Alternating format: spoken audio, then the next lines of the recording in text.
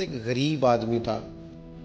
امیر دوست کی شادی میں چلا گیا، اور چلا اس طرح گیا کہ وہ نا ورکشاپ پہ کام کرتا تھا، تو وہیں سے فارغ ہوا تو اسی طرح کپڑے اس کے میلے کچیلے تھے،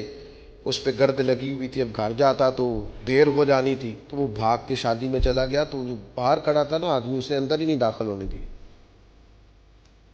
اس نے کہا جناب آپ کدھر آ گئے، یہ تو بڑے امیر رئیس اعظم کی شادی ہے۔ اس نے بڑی منت کی، بالآخر وہ رو پڑا،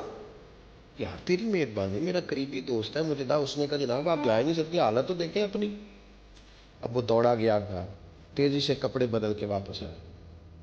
شادی بالکل اینڈ پہ ہو چکی۔ اب جب وہ سوٹ بوٹ اور گھمایا شایا، اور وہ جناب اس کا لباس بڑا حسین،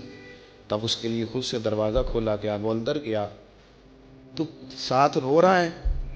اور ساتھ وہ ڈونگا لے کے نا سالن والا برتن، تو اس میں کبھی اپنا کرتا ڈالتا ہے، کبھی اپنا بازو ڈالتا ہے کرتے کا۔ لوگوں نے کہا یہ کیا کر رہے ہو؟ کہنے لگا یہ میری تو دعوت نہیں، یہ تو کپڑوں کی دعوت ہے،